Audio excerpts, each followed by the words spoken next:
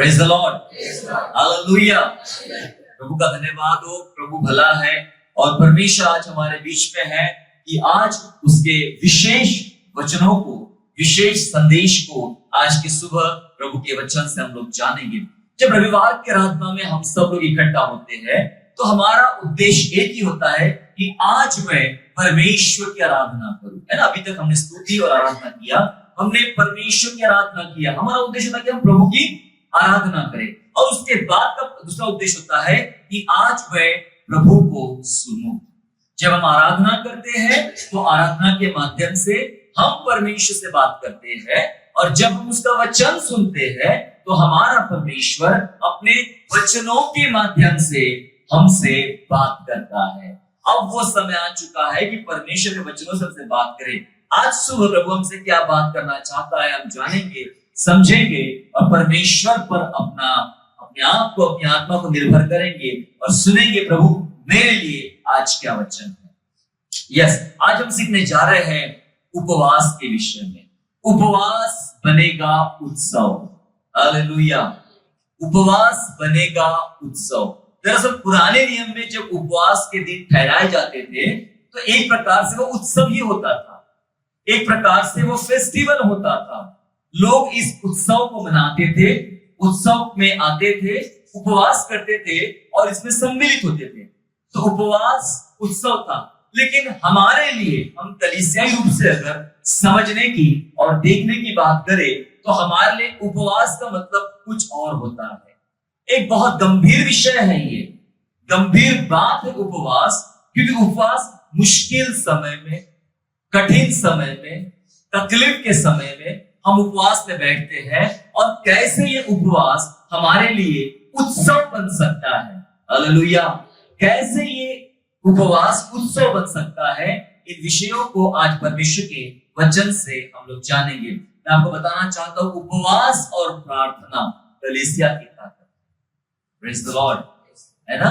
उपवास और प्रार्थना, हम बाइबल को पढ़ के देखते हैं, चाहे पुराना नियम हो चाहे नया नियम हो, जब जब मुश्किल दौर से परमेश्वर के लोग गुजरने लगे, कठिन दौर से कलीसिया गुजरने लगी, जब उनके पास दूसरा कोई माध्यम नहीं था, उनके पास दूसरा कोई रास्ता नहीं था कि वहां से वे परमेश्वर के वचनों को या फिर अपने जीवन में बड़े कामों को देख सके, तब उनको कुछ नहीं समझता था। अधिकतर लोग तो अनपढ़ थे, अधिकतर लोगों के पास जानकारियां नहीं थी, लेकिन सबसे खास बात यह थी कि उन लोगों के अंदर परमेश्वर की समझ थी, हालेलुया। परमेश्वर की समझ थी और परमेश्वर की समझ के अनुसार उन्हें कुछ नहीं सूझता था, वो सिर्फ उपवास और प्रार्थना करने बैठ जाते थे और परमेश्वर उनकी उपवास और प्रार्थना को सुनकर उनके लिए बड़े से बड़े चमत्कार करता था। वो जिस अवस्था में फंसे हैं, वो जिस तकलीफ में फंसे हैं, उसमें से उनको बाहर निकालता था जब कलीसिया और वे लोग उपवास और प्रार्थना करते थे। कुल मिला के एक बात यह है कि उपवास और प्रार्थना कलीसिया की शक्ति है, कलीसिया की ताकत है। आपकी और मेरी ताकत है उपवास और प्रार्थना, हालेलुया। और कई बार इसी ताकत में हम कमजोर हो जाते हैं, इसी ताकत में अपने आप को कमजोर कर देते हैं, प्रार्थना में और उपवास में कमजोर कर देते हैं। हम कई बार उपवास नहीं कर सकते, हम कई बार फास्टिंग नहीं कर सकते। फास्टिंग प्रेयर बोलने से लोग आते भी नहीं है, हमारी रुचि नहीं है, है ना। कई बार हमें देखने को मिलता है कि फास्टिंग एंड प्रेयर में लोगों की रुचि नहीं रहती है और दूसरी सभा रखिए, उस सभा में बोलिए कि ये सभा है, क्रिसमस की सभा है या गॉस्पेल मीटिंग है या और कोई थैंक्सगिविंग प्रोग्राम है, तो सभी लोग उसमें आते हैं क्योंकि उनको पता होता है यहाँ खाना मिलने वाला या खाना मिलेगा और सभी लोग आते हैं। और जैसे ही फास्टिंग एंड प्रेयर का अनाउंसमेंट किया जाता है कहीं पर भी, तो उसमें संख्या वैसे ही आधी हो जाती है, चर्च में आने वालों की संख्या आधी हो जाती है। आधे वो है जिन्हें कोई काम नहीं होता है, अधिकतर ऐसे लोग आके बैठते हैं जिन्हें काम पे नहीं जाना है, घर में रहना है, दूसरे कोई जिम्मेदारी उनके ऊपर नहीं है, तो घर के लोग भी कहते भाई तुझे, तेरे पास कोई काम नहीं है, आज की फास्टिंग पर में तू ही चला जा, तू ही जाके बैठ। और इसलिए असर नहीं दिखते अपने परिवारों में, है ना। पति चला गया काम पे, बेटा चला गया काम पे, बेटी चली गई अपने जॉब पे या पढ़ाई पे, बच्ची घर में एक स्त्री बच्ची है, गृहिणी, हाउसवाइफ। लोग सोचते हैं हाउसवाइफ को कोई काम नहीं। मैं सोचता हूं हाउसवाइफ का काम करना अपने आप में बहुत बड़ा काम है, बहुत बड़ी जिम्मेदारी है।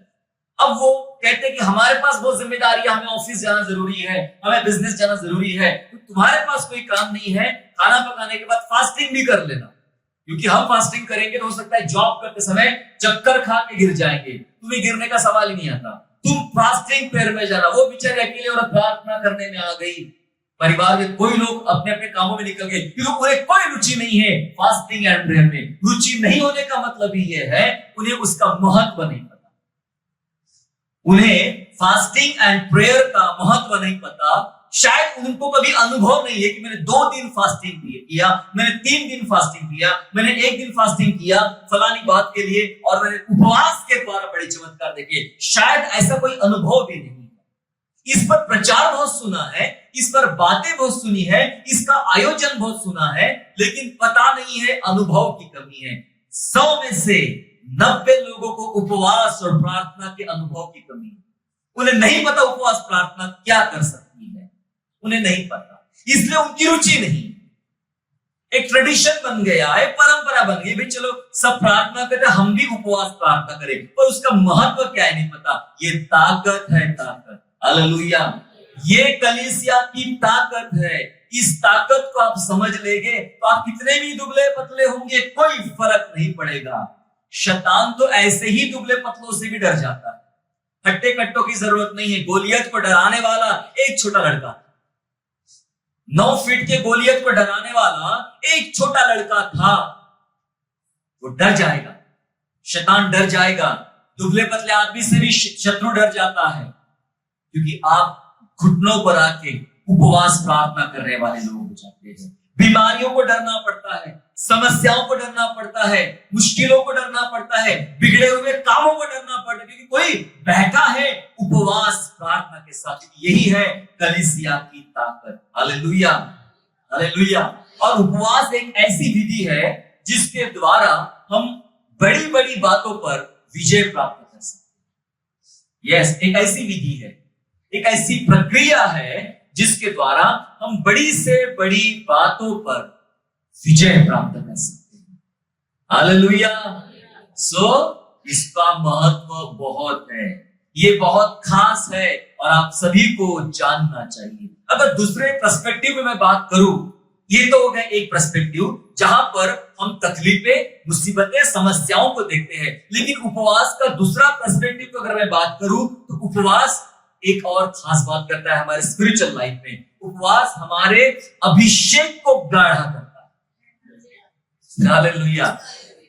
चाय पीते हो तो लोग कहते गाढ़ी चाय अच्छी लगती, लस्सी पीने जाते हैं तो बोले ये पानी समान लस्सी क्या होती है भाई, गाढ़ी लस्सी चाहिए, गाढ़ी चाय चाहिए, गाढ़ा दही चाहिए, गाढ़ा घी चाहिए। आप जब दुकान में जाते हो, बाजार में जाते हो चीजें खरीदने के लिए, तो आपको पतली चीजें पसंद नहीं आती है, आपको गाढ़ी चीजें चाहिए। जितना गाढ़ापन है उतना अच्छापन है। अभिषेक का तेल गाढ़ा तब हमारे जीवनों में आएगा जब हम ये उपवास प्रार्थना के महत्व को समझेंगे। उपवास हमारे अभिषेक को गाढ़ा करता है और आत्मिक जीवन में मजबूती लाता है। आप में से अगर बहुत सारे लोग आत्मिक रूप से कमजोर महसूस करते हैं, एकदम वीक महसूस करते, बोरिंग हो रहे, बहुत सारे लोग बोर हो रहे, अरे आराधना करना बोरिंग काम, वचन सुनना बोरिंग काम, घर में बैठ के दुआ करना बोरिंग काम, मीटिंग्स में जाना, चर्च में जाना, ये सभा में जाना, टाइम पर जाना, ये सब बोरिंग काम है। पता है बोरिंग क्यों चल रहा है आपके लाइफ में? क्योंकि आपके अंदर आत्मिकता कम हो रही है, कमजोर हो रही है, डल हो रहे हैं। आपको जरूरत है उपवास के साथ बैठने की, क्योंकि उपवास आपके अभिषेक को गाढ़ा करेगा, उपवास आपको आत्मिकता में मजबूत करेगा। जो लोग आत्मिकता में मजबूत होना चाहते हैं वो जरूर उपवास में बैठे। हमारा उपवास संसार के लोगों के समान उपवास नहीं होता है।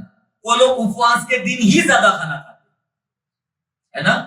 वो लोग उपवास के दिन ही ज्यादा खाना खाते हैं। हमारे यहाँ तो उपवास के बारे में बहुत बड़े बड़े फेस्टिवल में, आज का फलाना उपवास है, ये उपवास है। एक दिन मैं होटल में गया और मुझे कुछ पसंद है और मैंने पूछा भाई वो चीज आपने बनाई नहीं? बोले आज उपवास थोड़ी ना है। तो उपवास से क्या लेना देना?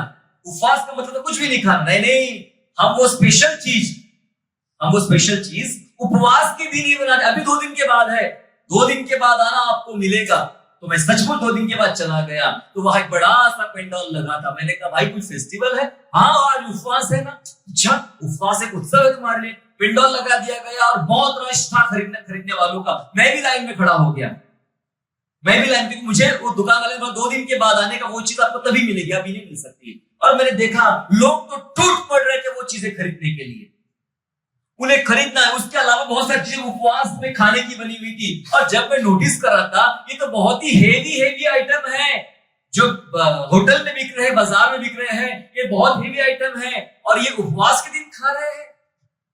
तो मैंने कहा ये तो बढ़िया वाला उपवास है भाई आपका, कि आप दबा के खा लेते हो और कहते आज हमारा उपवास है। उपवास का मतलब होता है कुछ नहीं खाना।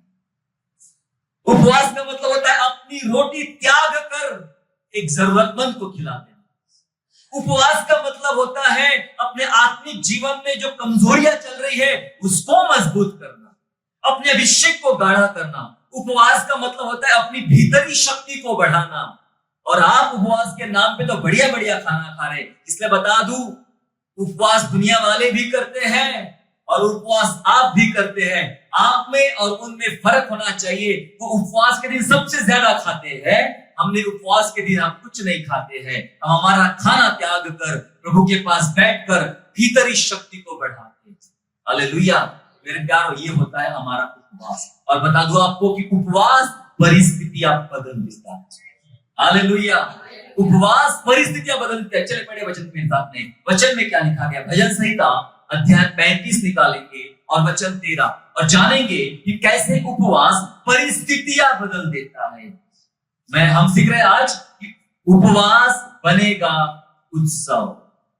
हम सीख रहे हैं उपवास बनेगा उत्सव। जानेंगे कैसे उपवास परिस्थितियां बदलता है। वचन 35 और वचन 13 पढ़े। जब वे रोगी थे तब तो मैं टाट पहने रहा। जब मैं क्या था? जब वे रोगी थे तब तो मैं टाट पहने रहा। जब वे रोगी थे, जब वे रोगी थे तब मैं टाट पहने रहा और उपवास कर करके दुख उठाता रहा। और उपवास करके दुख उठाता रहा और मेरी प्रार्थना का फल मेरी गोद में लौट आया। यस, जब वे रोगी थे, जब दूसरे लोगों के लिए दुआ कर रहा था, दाऊद कहता है जब वे रोगी थे तब मैं टाट पहने रहा, मतलब शोक करते रहा। टाट का मतलब होता है शोक का वस्त्र। जो बोरा होता है, शक्कर के बोरे आते थे पहले, ऐसे कपड़े वो पहना करते थे वे लोग। वे शोक का वस्त्र था। मैं टाट ओढ़े पहने रहा और उपवास करके दुख उठाता रहा। Praise the Lord. दुख उठाता रहा कब? जब वे लोग रोगी पड़े हुए। उपवास में लोग बड़ा एंजॉय करते, बढ़िया बढ़िया खाना खाते। यहां लिखा है उपवास करके मैं दुख उठाता रहा। उपवास का मतलब ये दुख उठाना। उपवास का मतलब होता है तकलीफ उठाना, पीड़ा उठाना। और यहां मुझे एक चमत्कार दिखाई पड़ रहा है। आजकल लोग दवाइयों से भी ठीक नहीं हो रहे हैं। कहते हैं दवाइयां रिएक्शन कर देती है।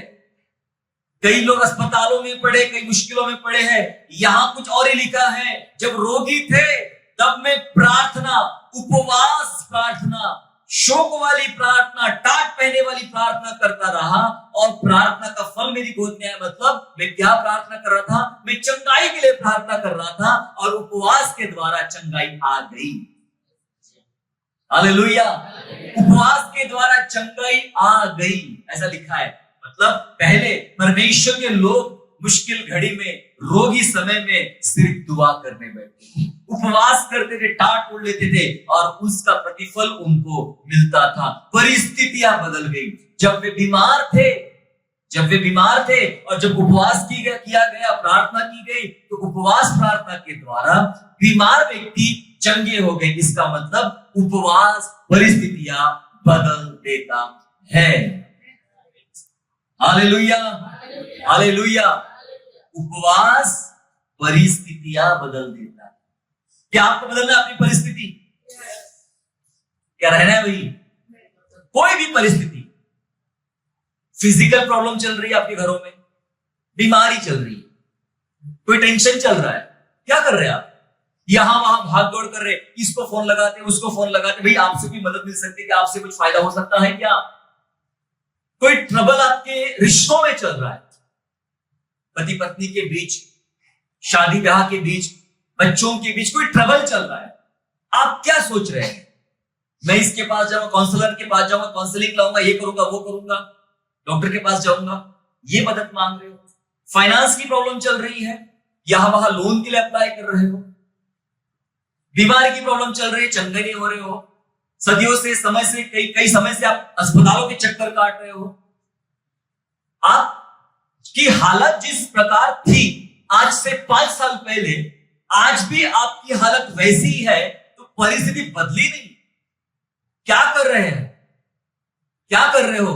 बस कुछ ट्रेडिशन निभा रहे हैं, बस चर्च जाना है, आना है, ये करना है, वो करना है, पर अपनी ताकत खो चुके हो, अपनी ताकत भूल बैठे हो।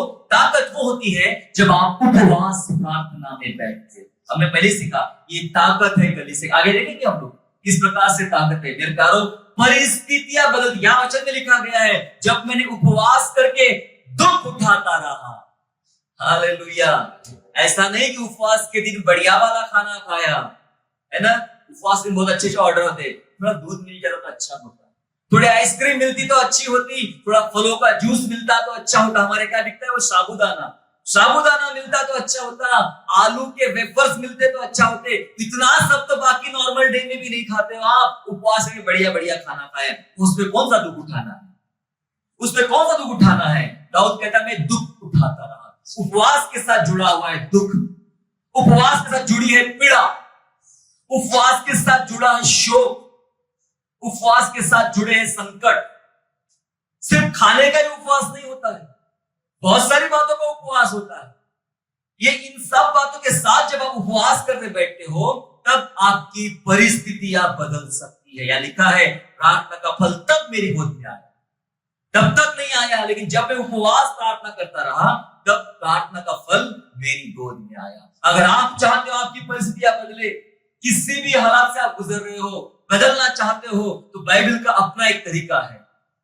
बाइबल का अपना एक तरीका है। बाइबल बात करती है, तू बैठ जा उपवास प्रार्थना में। यह हमने अनुभव किया मेरे प्यारों, जब कभी बड़े तकलीफों से गुजरना पड़ता है, परिवार में, सेवकाई में, अन्य बातों में, हमने एक बात सीखा, चलो हमने दुआ में बैठना है, हमने उपवास के साथ बैठना है। हमें कुछ नहीं सूझता, हम मूर्ख बन जाते संसार के, हमें कोई नॉलेज लेने की जरूरत नहीं है, कोई डिग्रियां लेने की जरूरत नहीं है। चुपचाप दुआ में बैठ जाइए, उपवास के साथ बैठ जाइए। और हमने वही सीखा है, अब तक इतने वर्षों में यही करते हुए आए हैं। प्रभु मैं जानता हूं, उपवास, प्रार्थना और दुआ के बगैर हम जीवन में कई बातों में हम जीत नहीं पाएंगे। हमें वही करने की जरूरत है।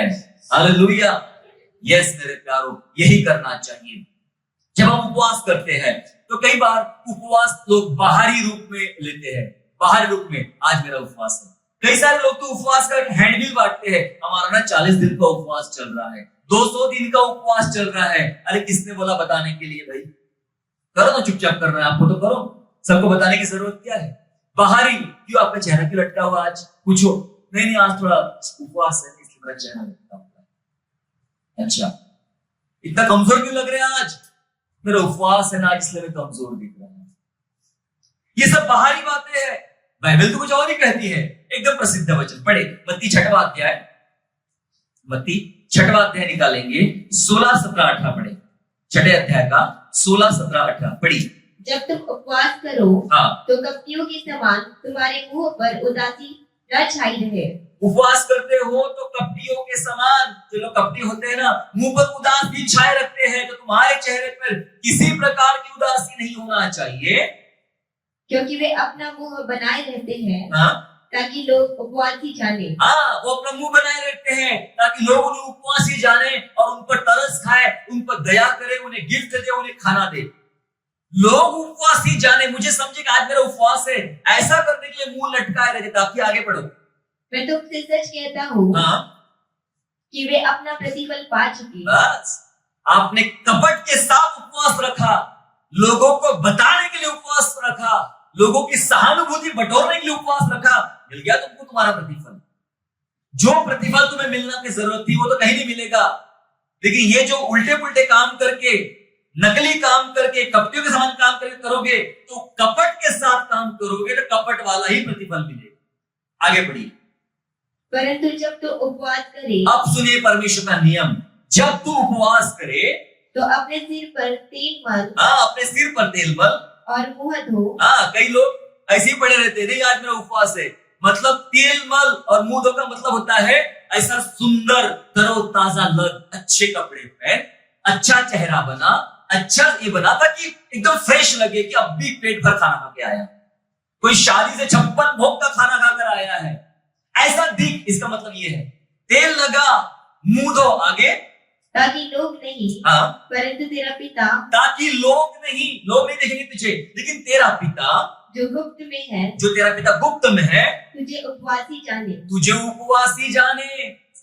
आपको कौन उपवासी जाने? पड़ोसी, चर्च के लोग नहीं, आपको उपवासी जाने आपका गुप्त में देखने वाला पिता। आगे, इस दशा में तेरा पिता जो गुप्त में देखता है, तुझे प्रतिफल देगा। आमेन, तुझे प्रतिफल देगा।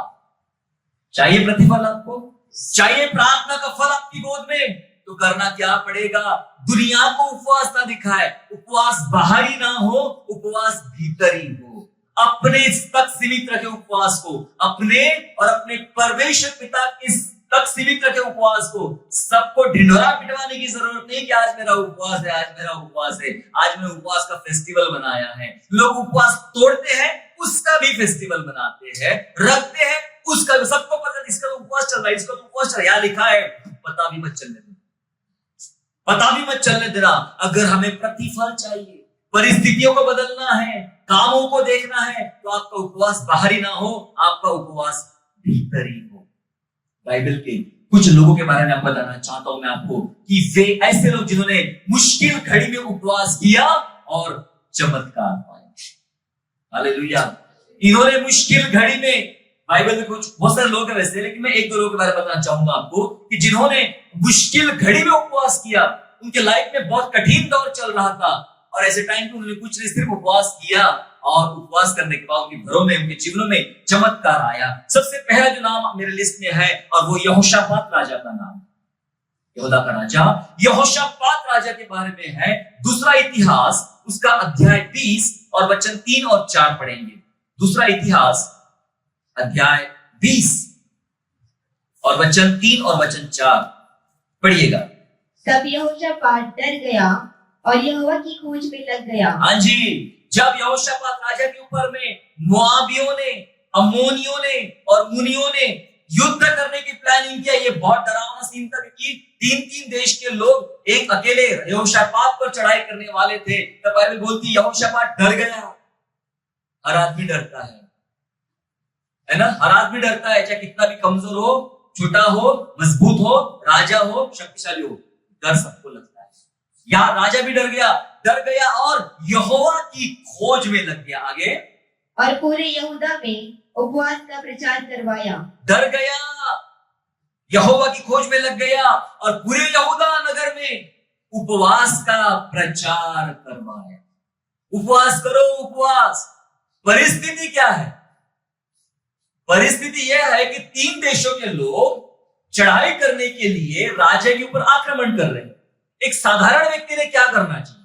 साधारण व्यक्ति ने दूसरे लोगों से मदद लेना चाहिए, दूसरे राजाओं से मदद लेना चाहिए, अपने हथियार बढ़ाना चाहिए, अपने सिपाही बढ़ाना चाहिए, अपनी शक्ति बढ़ाना चाहिए। ये सब काम में नहीं लगा यहोशापात। समझ रहे आप? ये सब काम में राजा यहोशापात नहीं लगा, कुछ और ही काम में लग गया। क्या लिखा है? वो यहोवा की खोज में लग गया।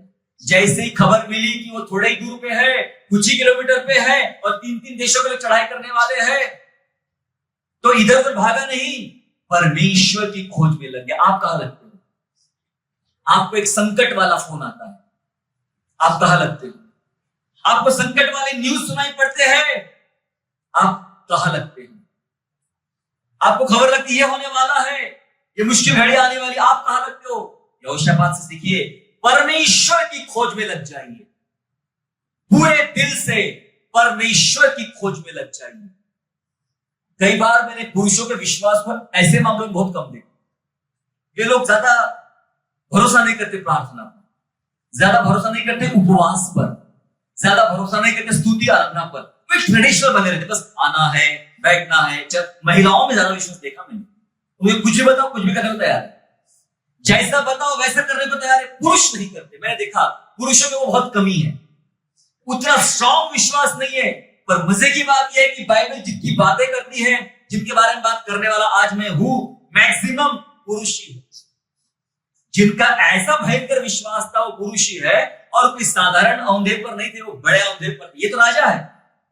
यहोशापात की बात करो, ये तो राजा है। ये पड़ोसी राजाओं की मदद ले सकता है, पर लिया नहीं। लिखा है बाइबल में, ये परमेश्वर की खोज में लग गया और पूरे शहर में बोल दिया, मैं भी उपवास कर रहा हूं, सबके सब नगर के लोग उपवास करना शुरू कर दो। ठीक वैसा जैसा योना के समय में निनवे के लोगों ने प्रचार करवाया, सबके सब उपवास में बैठ जाओ। बच्चे क्या, बूढ़े क्या, जवान क्या, जानवर, सब लोग उपवास में बैठ गए। परमेश्वर ने परिस्थिति बदल दी। हालेलुया। उपवास को देखकर, दुआ सुनकर परमेश्वर ने परिस्थिति बदल डाली।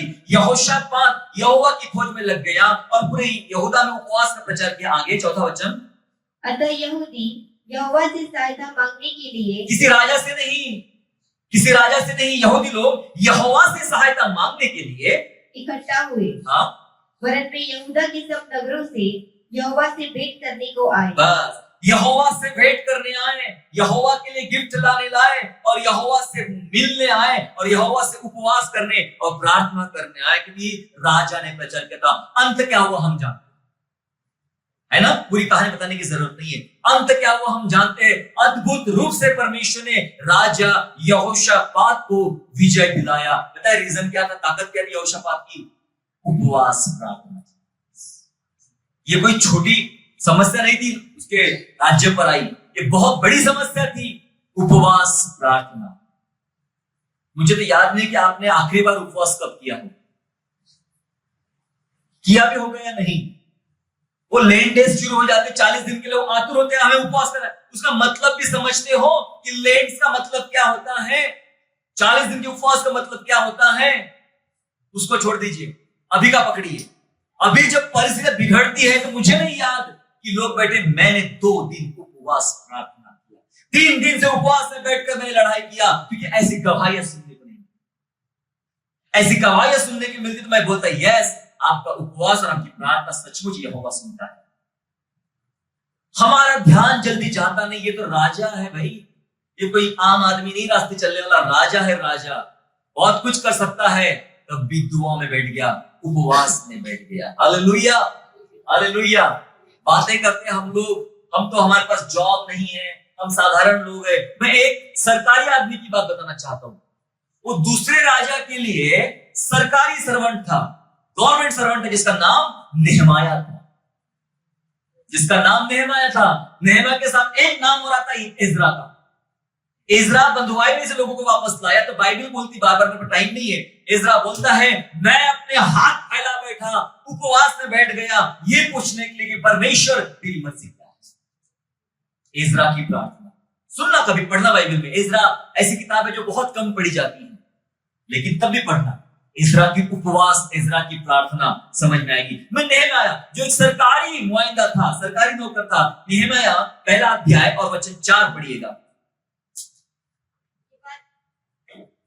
ये बातें सुनते ही वह बैठकर रोने लगा और कितने दिन तक विलाप करता और स्वर्ग के परमेश्वर के सम्मुख उपवास करता और यह कहकर प्रार्थना करता रहा, हे स्वर्ग के परमेश्वर यहोवा, हे महान और भय योग्य ईश्वर, तू जो अपने प्रेम रखने वाले और आज्ञा मानने वाले के विषय अपनी वाचा पालता और उस पर। क्या लिखा है? ये खबर सुनते ही कि मेरे लोग बंधुआई में पड़े हैं, शहरपनाह जली हुई है, मैं रोने लगा। नेहमिया कहता है मैं रोने लगा और उपवास प्रार्थना में कई दिन तक पड़ा रहा, कई दिन तक उपवास प्रार्थना में पड़ा रहा।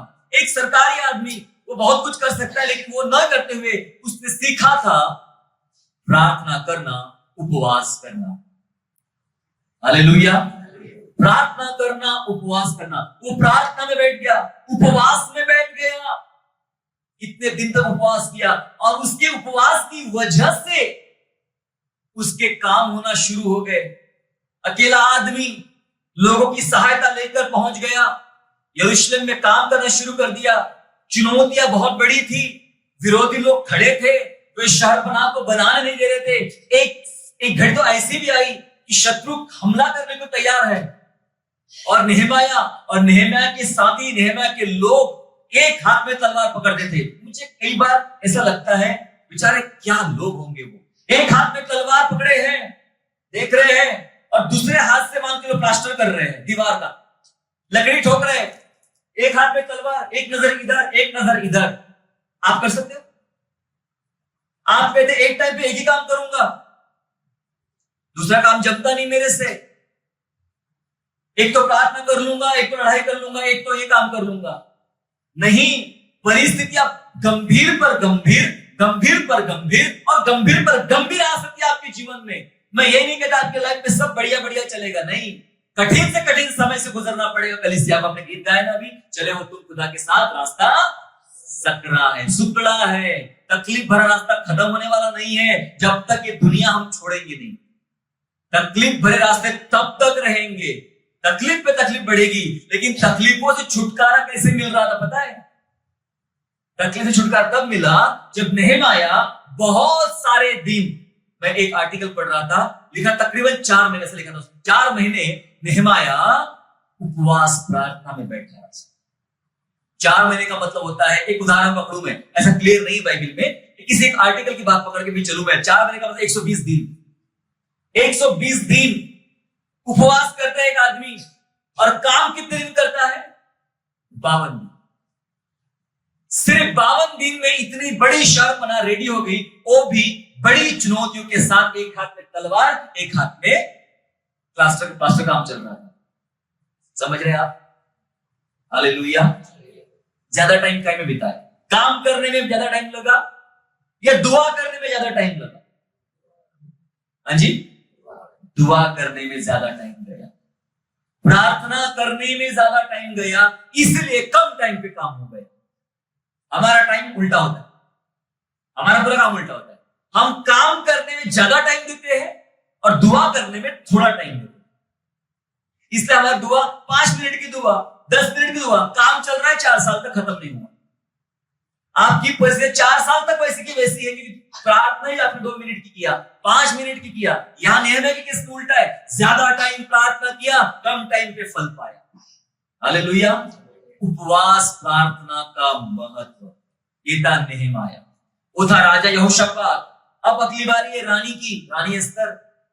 वो भी रानी है, स्त्री है, रानी है, रानी एस्तर। वो भी साधारण औरत नहीं थी, लेकिन तब भी उपवास के महत्व को जानती थी, प्रार्थना के महत्व को जानती थी। जब उसके लोगों पर, यहूदी लोगों पर मुश्किलें आई, उसको भी कुछ नहीं सूझा। रानी ने सारे फैसले बाद में लिए, सारी तैयारियां बाद में किया। पहला काम क्या किया? पहला काम उपवास और प्रार्थना। 4वां अध्याय एस्तर, 4वां अध्याय और वचन 16 पढ़िएगा। तो जाकर शूशन के सब यहूदियों को इकट्ठा कर, एस्तर ने मोर्देकै को बोला, तो जाकर शूशन के सब यहूदियों को इकट्ठा कर, और तुम सब मिलकर मेरे निमित्त उपवास करो। तुम सारे लोग मिलकर बाहर मेरे निमित्त उपवास करो, फास्टिंग, मेरे निमित्त उपवास करो, मेरे लिए प्रार्थना करो। आपको मुझे जरूरत है, जो दूसरा कोई लड़ रहा है तो उसके लिए प्रार्थना, वो भी उपवास प्रार्थना की जरूरत पड़ती है ना? एस्तर लड़ने वाली है, एस्तर काम करने वाली है, मोर्देकै और मोर्देकै के साथी उपवास प्रार्थना करने की बातें हो रही। मेरे लिए उपवास कर आगे 3 दिन रात न तो कुछ खाओ, 3 दिन 3 रात ना तो कुछ खाओ और न कुछ पियो, ना कुछ पियो। मैं भी अपनी सहेलियों सहित हाँ? उसी रीति से उपवास करूंगी। मैं भी उपवास करूंगी, तुम भी उपवास करो, मैं भी उपवास करूंगी। हालेलुया। बस क्या लिखा है वचन में कि मैं भी उपवास करूंगी, तुम भी उपवास करोगी, और इसी हालत में मैं जाऊंगी और अपने लोगों के लिए विजय लाऊंगी। Praise the Lord. एस्तर भी जानती थी उपवास का महत्व। किसका बताऊं मैं? मूसा का बताऊं, पतरस का बताऊं, पौलुस का बताऊं, बरनबास का बताऊं, दाऊद का बताऊं, किसका बताऊं? लंबी लिस्ट है उपवास करने वालों की बाइबल में। फिर वो चाहे मछुआरे हो, चाहे राजा हो, चाहे रानी हो, चाहे आम आदमी हो, उन्होंने उपवास कर करके अपने जीवन में परिस्थितियां बदली, अपनी घड़ियां बदली। हालेलुया। सो आप अगर चाहते हो बदलना, आपका उपवास उत्सव में बदल सकता है। फेस्टिवल चाहते हो अपने घरों में, उत्सव चाहते हो अपने घरों में, तो आओ पहले उपवास में बैठो। उपवास बनेगा उत्सव। आपके घरों में धन्यवाद के नारे लगाए जाएंगे, आपके घरों में जय जयकार के नारे लगाए जाएंगे, क्योंकि आपने उपवास करके परमेश्वर को अपना समर्पण किया है, उपवास करके आपने प्रार्थना किया है। मेरे प्यारो, उपवास एक शक्ति पैदा करता है। आप जितने बाहर से कमजोर होते हैं ना, उतने अंदर से मजबूत होते हैं। समझ रहे आप? पहले आपको अंदर से पक्का बनने के लिए बाहर आपको कमजोर करना होना पड़ेगा। जब आप उपवास करते हो, किसी ना किसी बातों में दुख उठाते हो, इसका मतलब यह होता है कि आप बाहर से कमजोर हो रहे हो। ठीक है, शरीर कमजोर पड़ रहा है, आप शायद दौड़ नहीं पा रहे हो, आप शायद ज्यादा काम नहीं कर पा रहे, चलेगा, कोई प्रॉब्लम नहीं, लेकिन आत्मिक ताकत बढ़ रही है। मैं सोचता हूं हफ्ते में एक दिन तो उपवास करना ही चाहिए। हफ्ते में एक दिन मिनिमम, कम से कम एक दिन उपवास करना ही चाहिए। प्रभु के साथ बैठना चाहिए और अपनी अंदरूनी ताकत को बढ़ाना चाहिए, मतलब अपनी आत्मिक शक्ति को बढ़ाना चाहिए उपवास में बैठ के। क्योंकि उपवास आपके अंदर एक सामर्थ पैदा करेगा शैतान से लड़ने के लिए, वचनों के साथ चलने के लिए, और इस संसार में एक अच्छा मसीही व्यक्ति बनकर जीने के लिए सामर्थ पैदा करेगा। यीशु ने अपनी सेवकाई की शुरुआत में ही 40 दिन उपवास में पहले बैठा। हम सब जानते हैं, उपवास करता रहा, बपतिस्मे के बाद उपवास करता रहा, और 40 दिन के दौरान बहुत संकट से भी गुजरना पड़ा। शैतान ने उसकी परीक्षा किया, है ना, लेकिन वो शरीर में कमजोर हो रहा था, पर आगे जो काम करना है, आगे जो सेवकाई करना है, उसके लिए भीतरी शक्ति में बढ़ रहा, क्योंकि वो 100% मनुष्य का पुत्र भी था और 100% परमेश्वर का पुत्र भी। मनुष्य का पुत्र होने के नाते उसने उपवास किया, 40 दिन तक उपवास किया। मैं आपको 40 दिन उपवास करने के लिए उत्साहित नहीं कर रहा हूं। परमेश्वर का आत्मा आपको जैसी बात करे वैसा कीजिए।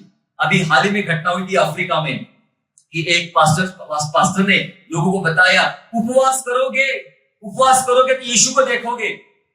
तो लोगों ने उपवास करना शुरू कर दिया और इतना उपवास किया, लगातार उपवास किया। कितने सारे लोग उपवास से ही मर गए, भूखमरी से मर गए। पास्टर को उठा के जेल में डाल दिया। तो प्लीज मुझे जेल में मत डालना अभी फिलहाल, क्योंकि मुझे काम बहुत करना बाकी है।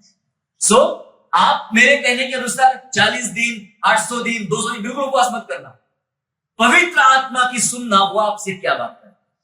मैं कोई लालच में आपको उपवास करने के लिए नहीं बोल रहा हूं कि ऐसा करोगे तो वैसा होगा, बिल्कुल भी नहीं। ये तो बाइबल के नियम में बता रहा हूं। वो 1 घंटे का भी चल सकता है, 1 दिन का भी चल सकता है, 1 हफ्ते का भी चल सकता है, आपकी मर्जी। या पवित्र आत्मा को कैसा गाइड करता है। आपको भीतर से शक्ति मिलती है जब आप उपवास प्रार्थना करते हो। एक्सट्रीम होने की जरूरत नहीं है, एकदम कट्टर होने की जरूरत नहीं। मैं तो उपवास ही करूंगा, 40 दिन कंप्लीट करूंगा, 80 दिन कंप्लीट करूंगा, ऐसा कोई हट करने की जरूरत नहीं है। जितना पवित्र आत्मा आपसे बात करता है, उतने टाइम के लिए बैठे।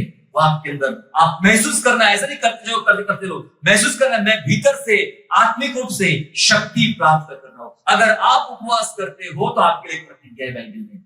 पुराना नियम जकरिया की पुस्तक है बाइबल में, पुराने नियम में अंतिम में जकरिया की पुस्तक है बाइबल में। बहुत कम खोली जाती है, बहुत कम पढ़ी जाती है, लेकिन एक वचन ऐसा है उसमें जो आपको बात करता है, उपवास करने वालों के लिए एक प्रतिज्ञा बताता है। निकाले कि जकरिया 8वां अध्याय और वचन 19। 8वां अध्याय और वचन 19। सेनाओं का यहोवा जो कहता है, 4थे, 5वें, 7वें और 10वें महीने में जो उपवास के दिन होते हैं, जो उपवास के दिन ठहराए हैं, 5वें महीने में, 7वें महीने में, 10वें महीने में जो उपवास के दिन ठहराए हैं, आगे वे यहूदा के घराने के लिए, वे उपवास के दिन यहूदा के घराने के लिए हर्ष और आनंद और उत्सव के पर्वों के दिन हो जाएंगे। आमीन। वो उपवास के दिन हर्ष के बन जाएंगे, आनंद के बन जाएंगे और उत्सव के पर्व बन जाएंगे। हालेलुया, यस, बन जाएंगे। हम क्या सीख रहे हैं? उपवास बनेगा उत्सव।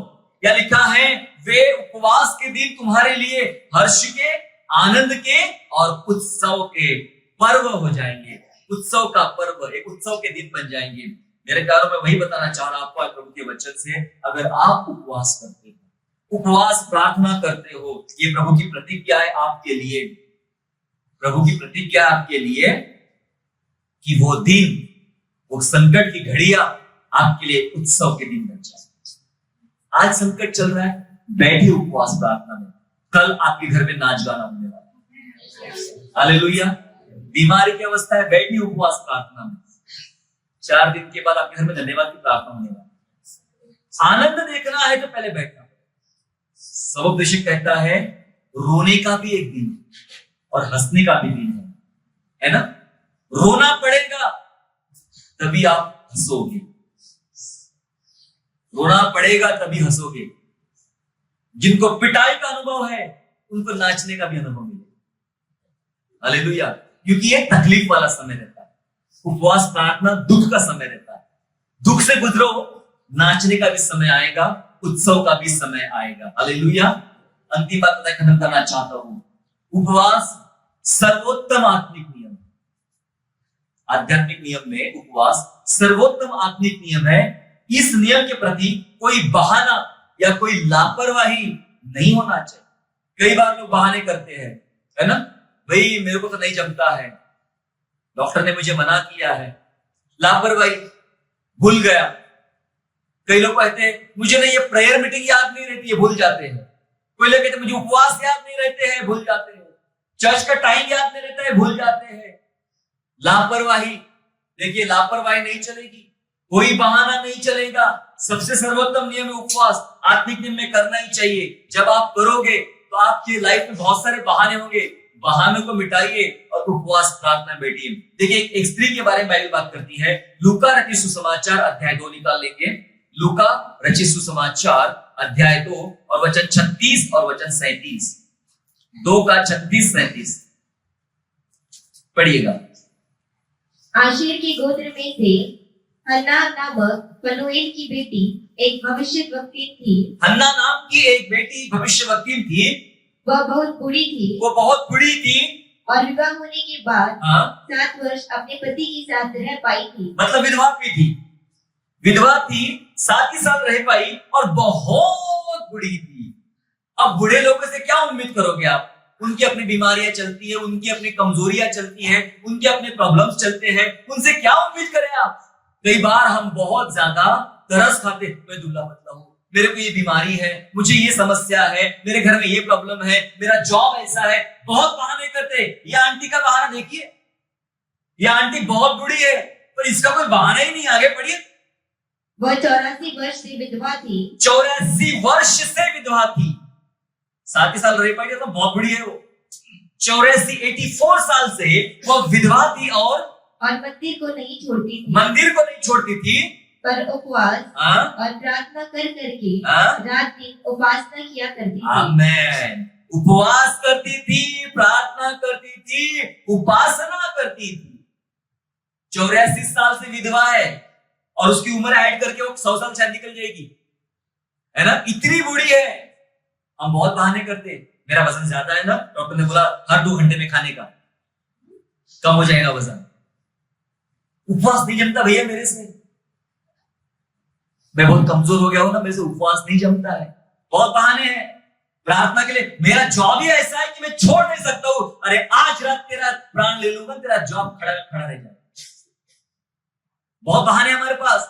मेरा जॉब ऐसा है, मेरा बिजनेस ऐसा है, मेरी नौकरी ऐसी है, मेरे डॉक्टर ने ऐसा बोला है, मेरे घर की परिस्थितियां ऐसी है। ये आंटी को देखो, इतनी बूढ़ी है, इतनी बूढ़ी है, इतनी बूढ़ी है, वो कहती है उपवास करना नहीं छोड़ी। आध्यात्मिक नियम है ये, इसमें कोई बहाना, कोई लापरवाही नहीं चलेगी। उपवास करना नहीं छोड़ी उसने, प्रार्थना करना नहीं छोड़ी, उपासना आराधना करना नहीं छोड़ी, लगातार करती रही, लगातार। प्यारो, मैं ये नहीं कह रहा हूं कि उपवास करो, लालच में कुछ मिलने वाला है। कि बूढ़ी औरत को क्या मिलने वाला है? ये 84 साल की विधवा को क्या मिलने वाला है? क्या फायदा होने वाला है इसको? क्या मांगना चाह रही है ये? कोई लाभ नहीं मिलना है इसको, है ना? फिर भी उपवास कर रही है, क्योंकि उपवास एक आध्यात्मिक नियम, आत्मिक नियम है उपवास। कुछ मिले या ना मिले, कुछ मिलने के लिए करना जरूरी है, हालांकि मिलता तो है, लेकिन कुछ मिलने के लिए उपवास ना करे। उपवास परमेश्वर चाहता है कलीसिया उपवास में बैठ जाए। आज मणिपुर में इतना हंगामा हो रहा है, जल रहा है, हमारे भाई और बहनें मणिपुर में जल रहे हैं, पूरे देश की हालत खराब है, विश्व में कई देश तकलीफ से गुजर रहे हैं, पर कोई नहीं है प्रभु के पास जो बैठे उपवास प्रार्थना करने के लिए, लोगों के लिए रोए, मध्यस्थी करे, कली से इकट्ठा होकर उपवास प्रार्थना करे।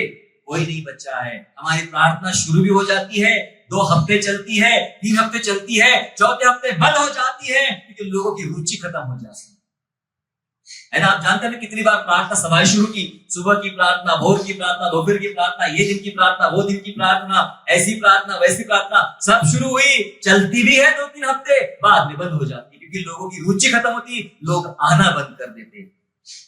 प्रभु ढूंढ रहा है, कौन है प्रार्थना करेगा, मैं किसे भेजूं। आज जरूरत है, कौन उपवास करेगा, कौन प्रार्थना करेगा, लोगों के लिए, कलीसिया के लिए, देशों के लिए, क्योंकि यही उपवास आपके लिए उत्सव बनने वाला है। जकरिया की पुस्तक ने प्रॉमिस किया है। आइए हम प्रार्थना करें, प्रभु से बात करें, प्रभु से मदद मांगे, प्रभु मुझे उपवास प्रार्थना करना सिखा। Thank you Lord Jesus, hallelujah. ओ परमेश्वर पिता, यीशु के नाम से आपका धन्यवाद करते हैं प्रभु। हम विश्वास करते हैं आप हमारे सच्चे प्रभु है, और आपने हमें सिखाया उपवास बनेगा उत्सव। यस पिता, जब हम उपवास प्रार्थना बैठते हैं, यही तकलीफ वाली घड़ियां बदलकर फेस्टिवल बन जाती है, उत्सव बन जाता है। हमें सिखाइए प्रभु, ताकि हम भी उपवास प्रार्थना में बैठे और आपकी महिमा कर सके। प्यारे पिता परमेश्वर, हमें से प्रत्येक को आशीर्वाद दे ईश्वर राजा, और हमें सिखा कि हम किस प्रकार उपवास और प्रार्थना में बैठ सकते हैं और अपने प्रभु की महिमा कर सकते हैं। हम जानते हैं आप हमारे जीवन में बड़े काम करेंगे प्रभु, हमें सिखाइए, समझाइए। धन्यवाद पिता, धन्यवाद करते, धन्यवाद के साथ उद्धार करता प्रभु यीशु मसीह के नाम से प्रार्थना मांगते हैं, आमीन। आशा करता हूँ आज के संदेश के द्वारा आपने आशीष प्राप्त किया है। यदि सचमुच आपने आशीष प्राप्त किया है तो इस संदेश को दूसरों के साथ शेयर कीजिए, और हमारे दूसरे भी संदेशों को सुनने के लिए हमारे चैनल को सब्सक्राइब करें और नोटिफिकेशन के लिए बेल आइकन को दबाइए। और हाँ, यीशु पर विश्वास करना ना छोड़े, वो आपको आशीषमय स्थानों की ओर आगे ले जाएगा। God bless you all.